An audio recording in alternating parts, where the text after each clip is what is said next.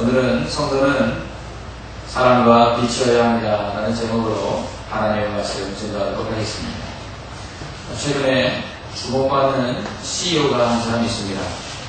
쇼를 하라 쇼, 이 말 한마디로 다 쓰러져가는 이동통신사 KTF를 대략 한국의 두 기둥이 되는 이동통신사로 만든 조수환 부서장입니다.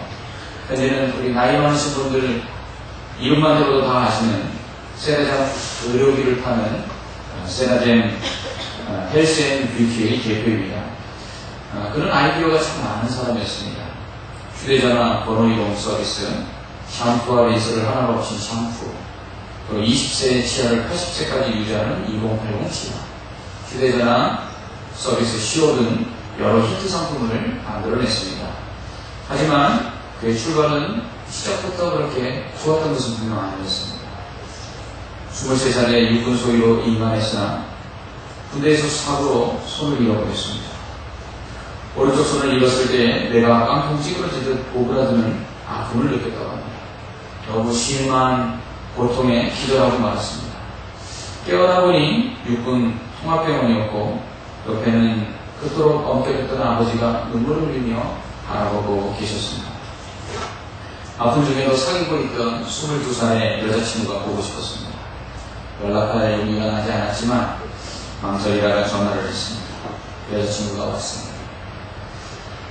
당신, 내가 오른손을 잃었는데 그래도 나를 사랑해 라고 묻고 싶었지만 차마 입이 떨어지지 않았습니다. 30분 동안 하다가 결국 입을 열어서 당신 이런 나를 그래도 사랑해 라고 겨우 물었습니다. 내 친구가 아무 말도 없이 고개를 들고 끄덕거려 해줬습니다. 그것이 그에게 힘이 됐습니다. 여자친구는 아예 병원 옆으로 이사를 왔습니다. 그리고 그를 지극정성으로 병만해주기 시작했습니다. 손을 잃었지만 여자친구의 넘치는 사랑 때문에 오히려 행복했습니다. 그때 여자의 아버지가 나타났습니다. 그래서 딸을 끌고 가려고 했습니다. 좋아하는 딸에게 아버지는 아버지냐 이 남자냐 둘 중에 하나를 선택하라고 강요했습니다. 그때 딸이 이렇게 말했답니다. 만약 아버지가 손을 잃어버렸다면 엄마는 어떤 태도를 보이시기를 아빠만 원하세요. 나는 이 남자의 전부를 사랑하는 것이지 손을 사랑하는 것이 아닙니다. 조소환 대표는 이때부터 평생 이 여자만을 행복하게 해주기로 결심을 했습니다. 사랑의 빚진 자가 된 것이죠. 사랑의 빚진 자가 되면 어떤 수모도 이길 수 있습니다. 장애인이라 취업도 쉽지 않았습니다. 낙심될 만한 일들과 상황들 뿐이었습니다. 그러나 사랑의 빚진 자는 물러서지 않습니다. 결국 그 사랑의 빚을 갚기 위해 그 모든 고난과 수모를 이겨내고 그리고 사랑하는 아내에게 행복을 선물했습니다. 그는 사랑의 빚을 갚은 것입니다. 바울 역시 우리가 사랑의 빚진 자라고 말합니다. 8절을 한번 보십시오. 바울은 피차 사랑의 빚 외에는 아무에게든지 아무 일도 지지 말라 이렇게 말하고 있습니다. 바울은 사랑이 빚이라고 말합니다. 이 부분의 원문을 직역하면 서로를 사랑하는 것 외에는 아무에게도 아무것도 빚지지 말라라는 뜻입니다. 그러니까 사랑 외에는 빚지지 말라라는 말은 사랑하지 않으면 그것이 빚지는 말입니다.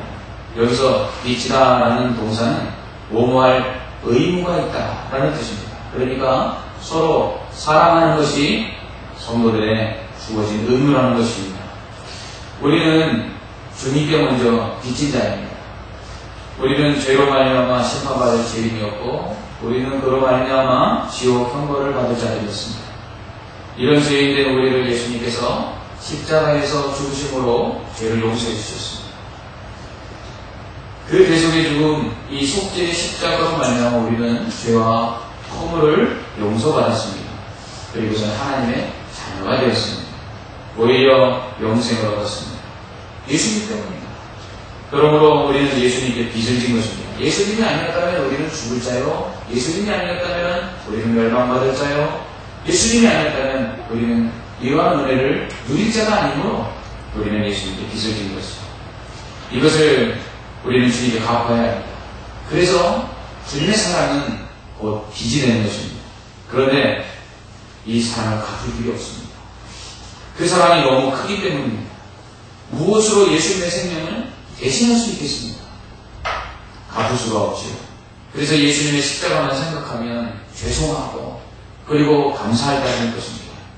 늘 울어도 눈물로써 못 갚을 줄 알아. 몸밖에 드릴 것 없어 이 몸 바칩니다. 사도가 143장 5절을 감사합니다. 하지만 몸을 드린들 예수님께서 우리를 위하여 십자가에서 자신의 생명을 내어주신 사랑을 갚을 수 있겠습니까? 없지요. 그래서 빚진 자입니다. 그렇다면 주님의 사랑을 생각할 때마다 이 갚을 수 없는 그 은혜 때문에 우리는 늘 눈물만 흘리고 그리고 죄송한 마음으로 살아야 할까요? 아닙니다. 주님께 직접 갚을 수는 없지만 다른 방법으로 이 주님의 이 십자가의 사랑을 갚을 길이 있습니다. 그것은 바로 이웃을 사랑하는 것입니다. 이웃을 사랑함으로 우리는 주님의 사랑을 주님께 갚아드리는 것이죠. 빚은 주님께 지고 갚기는 이웃에게 갚는 것. 이것이 바로 주님의 사랑을 갚는 방법입니다. 그러므로 우리가 주님께 사랑을 빚졌기 때문에 그 빚을 갚는 마음으로 우리는 이웃을 사랑해야 되는데 이것이 바로 우리의 의무라는 것입니다. 여러분 1만 달란트 탕감받은 종의 비유를 아시죠? 이 비유에 보면 1만 달란트 탕감받은 종이 나오는데 이 사람은 임금님에게 1만 달란트라는 어마어마한 평생 갚을 수 없는 빚을 졌습니다. 그러나 임금님은 이 사람을 불쌍히 여겨서 그 빚을 다 없는 것으로 탕감해 주었어요. 그런데 이 사람이 이 빚을 탕감받고 나가서 무엇을 합니까? 자기 친구가 자기에게 100대 내려면 빚 졌는데 그것을 갚지 않는다고 멱살을 잡고 감옥에 집어넣으랬습니다. 그러니까 이 임금이 이 소식을 듣고 어떻게 합니까? 그 사람을 잡아다가 감옥에 가둬버립니다. 그리고 뭐라고 이야기합니까? 네가 그 빚, 나에게 진 빚 다 갚을 때까지는 너가 옥에서 나오지 못할 것이다. 이렇게 말합니다. 말이 안 됩니다. 임금님이 처음에 그 빚을 어떻게 해줬습니까? 다 탕감해 줬습니다. 없는 것으로 없다고 말해줬습니다. 그런데 친구에게 빚을 갚지 않는다고 감옥에 넣자? 임금이 너도 그러면 빚을 다 갚을 때까지 감옥에 들어가 라고 말했다는 것입니다. 왜 이랬을까요? 이 말씀의 핵심은 이것입니다. 우리가 하나님으로부터 예수 그리스도로 말미암아 갚을 수 없는 그 사랑을 받고 죄의 빚을 탕감을 받았는데 우리가 이웃을 사랑하지 않으면 그 빚이 갚아지는 것이 아니라는 것입니다. 그래서 우리가 다른 사람을 용서하지 않으면 우리의 죄가 어떻습니까? 그대로 있다는 것입니다. 그렇기 때문에 주기도문에서 뭐라고 이야기합니까? 우리가 우리의 죄를 사함받은 것처럼 우리도 다른 사람을 사해주는데 우리가 다른 사람을 사해줄 때 우리의 죄가 어떻게 해요? 사해달라고 기도하는 것입니다. 그렇습니다. 우리가 주님께 사랑의 빚을 졌는데요. 이 빚은 이웃에게 갚는 거예요. 근데 이 이웃에게 갚지 않으면, 이웃을 사랑하지 않으면 주님이 뭐라고 말씀하시냐면 너는 나를 사랑하는 것도 아니고 그리고 너는 내게 사랑의 빚을 갚는 것도 아니다 라고 말하는 것입니다. 뿐만 아니라 우리가 이웃을 사랑할 때만 우리는 우리에게 베푸신 주님의 사랑이 얼마나 큰지를 알 수 있습니다. 요한일서 4장 12절 말씀 이렇게 말합니다. 사랑하는 자들아 하나님이 이같이 우리를 사랑하셨은즉 우리로 서로 사랑하는 것이 마땅합니다. 어느 때나 하나님을 본 사람이 없으니 만일 우리가 서로 사랑하면 하나님이 우리 안에 거하시고 우리가 그의 사랑이 우리 안에 온전히 이루어지느니라. 아멘. 그렇습니다. 우리가 사랑하는 것이 마땅합니다. 우리가 서로 사랑할 때 하나님이 우리 안에 계시다고 말씀합니다. 뿐만 아니라 우리가 서로 사랑할 때 하나님의 사랑이 우리 안에서 온전해진다고 말합니다. 여러분, 하나님의 사랑이 우리 안에 온전해진다는 게 무엇입니까? 하나님이 우리를 얼마나 사랑하시는지 우리가 사랑할 때 그 사랑을 경험하게 된다는 것이죠. 우리가 자식을 낳고 그 자식을 키우다 보니까 누구의 사랑을 알게 됩니까? 부모님의 사랑을 알게 됩니다. 아, 부모님이 나를 이렇게 사랑하셨겠구나. 부모님이 이렇게 진자리 마른 자리 가라 누이시고 그리고 정말 내가 아플 때는 그 밤을 새워가면서 애쓰셨겠구나. 어떻게 하는 것입니까? 내가 사랑하니까 하는 겁니다. 누구를? 자식을 사랑하니까 부모의 사랑을 하는 것입니다. 이처럼 우리가 다른 사람을 사랑할 때 하나님께서 나를 이렇게 사랑하시는구나 하는 것을 깨닫게 되는 것이죠. 뿐만 아니라 우리가 다른 사람을 사랑할 때 우리의 마음에 시원함이 있습니다. 왜 그렇죠? 빚을 갚기 때문에 그렇습니다. 여러분 빚 져본 적이 계십니까?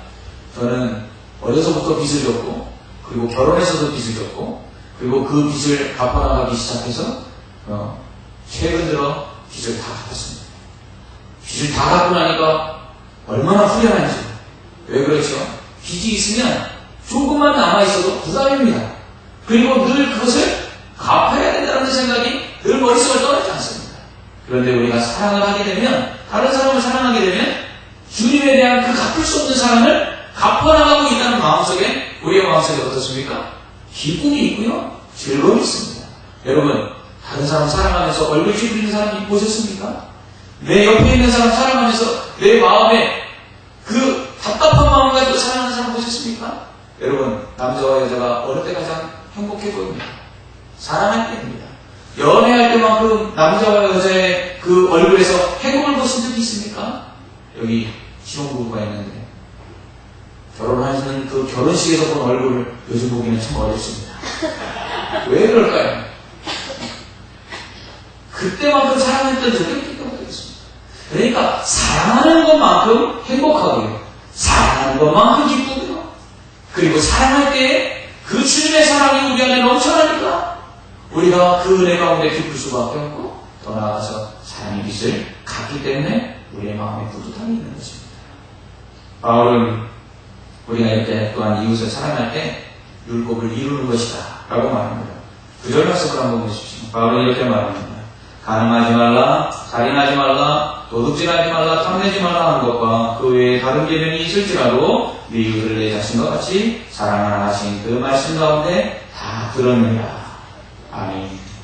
사랑 안에 간음하지 말라, 살인하지 말라, 도둑질하지 말라, 탐내지 말라라는 율법이 다 들어있다는 말입니다. 14절 말씀을 한번 보십시오. 거기엔 뭐라고 기록되어 있습니까? 사랑은 이웃에게 악을 행하지 아니하는 것이다 이렇게 말합니다. 여러분, 간음 누구에게 안 하는 것입니까? 살인 누구에게 안 하는 것입니까?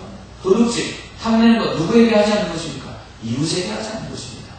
그러니까 이웃을 사랑하면 이웃에게 악을 행하지 않는 것입니다. 그러므로 간음이나 살인이나 도둑질이나 탐내는 이러한 모든 것들이 다 이웃을 사랑하지 않을 때 행하게 되는 죄라는 것입니다. 그러므로 이웃을 사랑하면 죄지지 않는다는 것입니다. 그러므로 이웃을 사랑할 때 우리는 율법을 지키게 되고 이 사랑이 결국 율법을 완성하는 것이다. 바울은 이야기합니다. 여러분, 하나님의 말씀대로 살기를 원하십니까? 그러면 이웃을 사랑하십시오.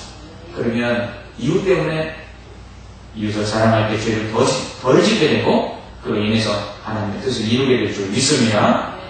또한 예수 믿는 사람이 진짜 예수 믿는 사람인지 아닌지는 사랑하는 것 보면 알 수 있습니다. 요한복음 13장 35절에서 예수님은 이렇게 말씀하셨습니다. 너희가 서로 사랑하면 이로써 모든 사람이 너희가 내 제자인 줄 압니다. 여러분, 우리가 나 예수 믿는 사람이에요 이거 드러낼 필요 없어요. 뭐 하면 됩니까? 사랑하면 사람들이 다 알아요. 야, 예수 믿는 사람이구나. 저 사람 진짜 예수 믿는 사람이구나. 저 사람 말로만 믿는다는 사람이 아니라 예수님 정말 따라가는 제자구나. 이거 인정해준다는 거예요. 어느 때 사랑을 그렇다는 것이지. 여러분, 교회는 사랑할 때만 교회고요, 교회는 사랑할 때만, 성도는 또한 사랑할 때만 성도입니다. 사랑하지 않는 성도는 사람들도 성도라고 인정을 하고, 교회가 사랑이 없으면 교회가 사랑이 없다고 말할 뿐만 아니라 교회로 인정하십니다. 그렇기 때문에 우리는 서로 사랑해야 하는 것입니다. 또한 바울은 성도가 이렇게 사랑하는 것뿐만 아니라 단정히 행해야 된다고 말하고 있습니다. 단정히 행한다는 것이 무엇입니까? 그건 방탕하지 않는다는 것입니다. 오늘 사도 바울은 방탕에 대해서 이렇게 이야기합니다. 뭐냐면 술 취하고 그리고 다투고 싸우고 이러한 호색하는 일들, 이것들이 방탕한 일들이다 이렇게 이야기합니다. 그러므로 성도들은 이러한 일을 해서는 안 된다고 말하죠. 당연한 일입니다. 왜 그럴까요? 성도는 구별된 삶을 살아야 되는 이유가 있는데 그것은 주님의 구원이 더 가까워졌기 때문에 그렇습니다. 주님이 오실 날이 이제 얼마 남지 않았다는 것입니다. 바울은 주님이 오시면 심판하실 것인데 주님의 심판 자리 앞에 설 성도들이 그렇다면 어떻게 주님 앞에 심판의 자리에 서서 주님의 심판을 당당하게 이겨낼 수 있는가? 그것은 바로 주님이 원하시는 대로 단정하게 살아야 된다라고 말합니다. 여러분, 주님이 다시 오시는 날이 가까워지고 있습니다. 이 주님이 다시 오시는 그 날이 가까워질 때에 주님께서 우리에게 뭐라고 말씀하시냐면 깨어있으라 이렇게 말씀하십니다. 주님께서 자신이 다시 오시는 날을 혼인잔치에 신랑이 오는 것과 비교하고 있습니다. 신랑이 혼인잔치에 오는데 언제 올지는 모릅니다. 우리나라는 결혼식을 하면 신랑과 신부가 함께 결혼 예식을 하고 그 다음에 함께 피로연을 하고 그리고 신혼여행을 하죠. 근데 이스라엘의 결혼식은 좀 다릅니다. 이스라엘의 결혼식은 결혼식을 한 후에 이 신랑이 저녁에 신부의 집을 찾아옵니다. 그러면 이 신랑이 올 때까지 신랑과 신부와 그 친구들이 준비를 하고 있다가 맞이해야 합니다. 그런데 잠자면 어떡합니까? 잠자면 신랑을 맞이할 수가 없죠. 그러니까 예수님이 다시 오신 날이 가까워지는데 그때 어떻게 합니까? 깨어있는 신부와 그 친구들처럼 성도들은 주님이 오실 날을 기다리면서 준비해야 되는데 이것이 깨어있어야 된다는 말입니다. 그러므로 주님이 다시 오실 날을 준비하고 그리고 깨어서 주님을 맞이하려면 어떻게 해야 됩니까? 바로 주님이 원하시는 행동들을, 주님이 원하시는 일들을 감당해야 된다는 것이죠. 그것은 바로 거룩하게 사는 것이고 구별된 삶을 사는 것입니다. 여러분, 요즘 이단이 극성들입니다. 아주 이단들이 얼마나 극성인지 우리 총회에서 이제 이단 대책에 대해서 이야기하면서 교회에 이제는 그 현수막이나 포스터를 걸라고 합니다. 이단들을 우리 교회는 받아들이지 않습니다. 특별히 신천지 이단들 교회 안에 들어와서 활동하고 있습니다. 그런데 이러한 이단들의 특징이 무엇이냐면 종말이 가까웠다고 외치는 거죠. 그러면서 그들이 이 주님이 마지막 오실 때가 다 되었으니까 뭐하라고 이야기합니까? 이제 자신들만 믿으라. 그러면서 주님이 오시면 이제 이 세상 다 멸망할 것이니까 아무것도 할 필요가 없어요. 특별히 우리 다미선교회 사건 기억하시죠? 그때 어떻게 했습니까? 학교도 안 갑니다. 직장도 안 갑니다. 주님이 오시면 다 없어질 세상이니까 그냥 어떻게 합니까? 한 자리에 모여서 흰옷 입고 주님이 부르시는 휴거를 기다렸습니다. 그런데 어떤 일이 일어났습니까? 아무 일도 없었어요. 여러분, 성경은 뭐라고 이야기합니까? 두 사람이 함께 맷돌 가다가 한 사람 가고 한 사람 남는다고 했습니다. 주님이 다시 오시는 그날까지 우리 성도들이 해야 될 일은 최선을 다하여 자기의 삶에 열심을 내서 일하고 또한 하나님이 맡겨주신 삶을 사는 것입니다. 특별히 하나님께서 맡겨주신 그 삶은 어떠한 삶입니까? 구별된 삶이라는 것입니다. 주님이 오시는 날에 성도들이 깨어서 낮에 속한 자처럼 행동하라라고 바울은 이야기합니다. 여러분, 낮에 술 먹는 사람은 어떤 사람입니까? 낮에 술 먹는 사람은 이거 문제 있는 사람이죠. 낮에 술집 찾아가서 술집 여자를 만나서 희덕거리고 그리고 호색하는 사람, 이 사람 어떤 사람입니까? 이 사람은 정상적인 사람이죠. 또한 술 먹고 사람과 다투고 싸우는 사람, 이 사람은 어떤 사람입니까? 문제 있는 사람입니다. 오늘 바울은 우린 낮에 속했기 때문에 낮에는 이런 일 하지 않잖아요. 그러므로 너희가 낮에 속한 사람으로 술 취하지 말고 방탕하지 말고 음란과 호색하지 말고 그리고 또한 다투고 시기하지 말라 라고 말하고 있습니다. 예수 믿는 사람은요, 이러한 것을 행하지 말라 라고 말씀하는 이유가 세상의 사람들은 다 이렇게 살지만 너희는 이렇게 살지 말고 구별된 삶을 살아라 라고 바울이 말하고 있는 것입니다. 당시 시대상을 한번 생각해 볼 필요가 있습니다. 여러분, 로마 시대를 배경으로 하고 있는 영화들을 보시면 그 로마 시대의 타락상을 보여주고 있는데요. 로마 시대의 타락상이 어떻습니까? 늘 언제나 술집이 있습니다. 여러분, 대연회장이 로마 시대에는 참 많았어요. 그들은 먹고 즐기기를 기뻐했는데요. 그 대연회장 옆에는 뭐가 있었냐면 국토장이 있습니다. 못합니까? 너무너무 잘 먹고 그런데 또 먹고 싶으니까 어떻게 해요? 더 들어가지 못하니까 어떻게 해요? 일부러 구토를 하는 것입니다. 그러고 또 먹습니다. 그리고 여자들과 즐기는데 이것은 내 여자, 남의 여자 가리지 않고 얼마나 호색과 그리고 더러운 성적인 그 관계들이 많은 정도입니다. 이것이 근데 일반적인 것이었어요. 그러니까 바울이 어떻게 이야기합니까? 이러한 시대 가운데 너희가 예수 믿는 사람임을 보여줘라. 그러기 위해서는 그들의 생활 방식과 달라야 된다고 말하고 있는 것입니다. 그렇습니다. 여기서 술 취하지 말라, 감상하지 말라, 호색하지 말라, 음란하지 말라, 다투지 말라라고 말하는 것은 무슨 말입니까? 결국 지금 이 시대 가운데 모든 사람들이 다 그렇게 살고 그렇게 사는 것이 옳다고 얘기해도 그렇게 살면 안 된다는 것을 이야기합니다. 성도들 중에 이렇게 이야기하는 사람들이 있습니다. 목사님 말씀 참 좋은데 목사님 말씀하시는 대로 살면 세상 살아갈 수가 없어요. 목사님 성경 말씀 다 알아요. 그런데 성경 말씀대로 살면요 손해봅니다. 이렇게 이야기하거든요. 그 얘기하고 있는 거예요. 세상 사람들이 옳다라고 이야기하고 세상 사람들이 그렇게 살지 못하면 바보라고 이야기해도 우리는 바보라는 소리를 듣고 소리를 봐도 그렇게 살면 안 된다는 것이죠. 여러분 예수 믿는 사람들이 왜 세상 가운데서 기독교가 개독교라는 소리를 듣고 왜 교회가 다 똑같은 소리를 듣습니까? 그것은 구별되지 않거든요.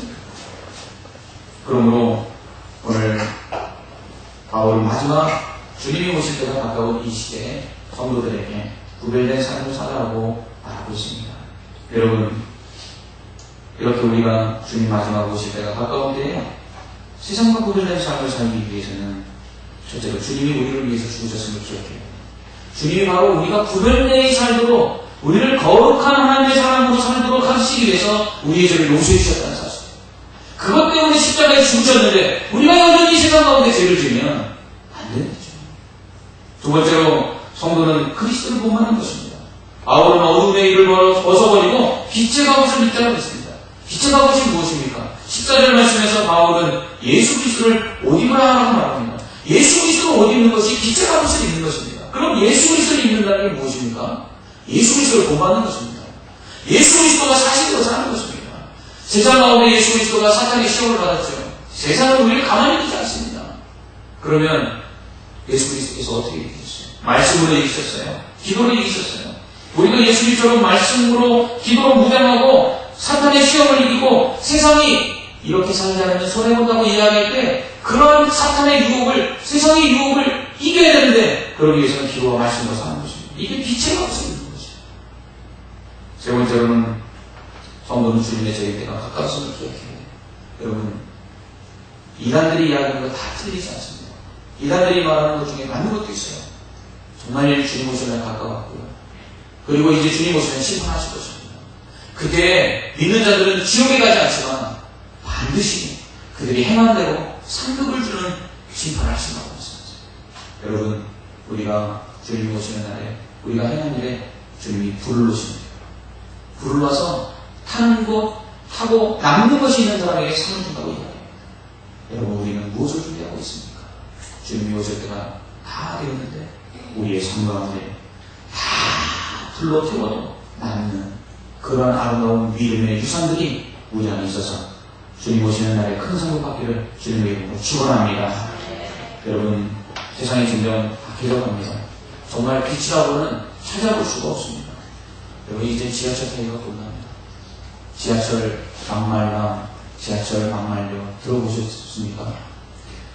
20대 청년이 지하철에 앉아서 다리를 보고 앉았는데 옆에 80대 할아버지 그 다리에 그 신발이 닿은 것입니다. 할아버지가 신발 좀 치우라고 다리 좀 치우라고 하니까 갑자기 벌떡 일어나서 할아버지에게 육두문자를 쓰기 시작했습니다. 그 옆에 지켜보던 아저씨가 참다 못해서 아니 청년 지금 할아버지에게 이게 무슨 말인가 하며 타령했습니다. 그랬더니 그 아저씨에게는 더 욕설을 해댔습니다. 정말 위아래가 없어도 한참이었습니다.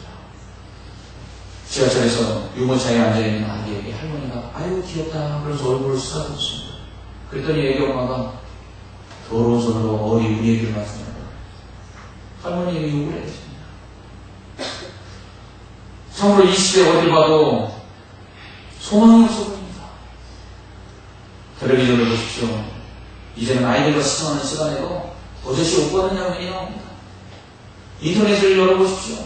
시작하면서부터 옷 벗은 여자들의 모습이 나타납니다. 청소년 아이들을 보십시오. 제가 가끔 우리 아이를 학교에 데려다주는 아침에 교복을 입고 학교 가는 아이들 봅니다. 세상이 약해져갈 뿐만 아니라 정말 소망이 없어 보이고요. 밝은 것은 하나도 없고 어두운 암흑만 가득한 것 같습니다. 이런 세상에서 예수 믿는 사람이 예수님의 그 보혈의 피로 죄 씻음 받았다면 우리는 이 땅 가운데 빛으로 살아야 된다는 것입니다. 세상 모든 사람에게 빛을 비추라고 예수님 말씀하셨습니다. 그래서 세상 사람들이 우리의 그 착한 행실을 보고 하나님께 영광을 돌리라고 말씀하십니다. 그러기 위해서는 세상에서 구별된 삶을 살아야 합니다. 세상이 다 방탕해도 우리만은 단정해야 합니다. 세상이 다 악을 행해도 우리는 선을 행해야 합니다. 그렇게 살지 않으면 손해를 본다 해도 우리는 손해를 볼지언정 주님의 뜻대로 살아야 합니다. 그것이 예수님께서 우리를 십자가에서 그 생명을 내어주시고 구원하신 이유입니다. 여러분, 어두운 밤길 걸어보실 때 한데 작은 별빛만 봐도 얼마나 기쁩니까? 캄캄한 길을 달릴 때 건너편에서 비치는 작은 불빛이 얼마나 안심이 됩니까? 제가 신혼 때 좋은 햇길을 운전해서 갈 적이 있습니다. 오는 차도 없고요, 뒷가로 오는 차도 없고요, 가로등도 없고 민가의 불빛도 보이지 않습니다. 한 30분을 달리는데 가만합니다. 그런데 그러다가 지나가는 차가 마주오면서 헤드라이트 불빛을 비춰주면 그 불빛이 얼마나 기쁘든지 내가 잘 가고 있구나, 이 길로 가도 되는구나, 안심이 돼요. 세상은 그렇습니다. 어두운 세상 가운데 죄악 가운데 살아가는 사람들은요, 어디로 가야 될지 모르고 있어요. 어떻게 사는 것이 옳은지를 몰라요. 그런 가운데 예수 믿는 사람이 구별된 삶을 살고 빛으로 살고 그리고 그들을 사랑해서 살면 그들은 세상에 아직 소망이 있구나, 세상은 아직 살만하구나, 그리고 그들이 더 나아가서 나도 저 예수 믿는 사람처럼 예수님을 믿고 교회를 다녀야겠구나 하는 생각을 하게 될 줄 믿습니다. 여러분, 우리는 세상에 평안을 주는 자입니다. 빛을 비춤으로 평안을 주는 자입니다. 어두운 세상 가운데 빛을 비춤으로 우리는 세상 가운데 소망이 되는 사람이 되어야 합니다. 사랑하는 성도 여러분, 여러분들 때문에 여러분의 직장에 날마다 기쁨이 있기를 원합니다. 여러분들 때문에 여러분들을 만나는 사람마다 소망이 생기기를 원합니다. 그러기 위해서는 우리가 사랑해야 되고요, 그러기 위해서는 우리가 빛으로 살아야 됩니다. 주님께서 우리에게 바라시는 것이 바로 이것이고 성도가 마땅히 행할 바가 삶과 빛으로 사는 일일 줄 믿습니다. 기도하겠습니다. 하나님, 세상이 주님 오실날이 가까워서 보이지 새벽 동틀 때가 되면 어둠이 더 짙다고 세상이 점점 바뀌어서 갑니다. 하나님, 이 어두운 세상 가운데 우리가 사랑함으로 주님의 그 사랑의 빛을 갖게 하여 주옵시고 우리가 세상에 빛이 되게 하여 주시옵소서. 그리하여 이 어두운 세상 가운데 믿지 않는 사람들에게 소망이 되게 하여 주옵시고 저들도 우리처럼 예수 믿고 구원 얻도록 예수님의 그 사랑을 증거하고 빛으로 사는 구별된 성도들 되게 하여 주시옵소서. 예수님 이름으로 기도합니다. 아멘.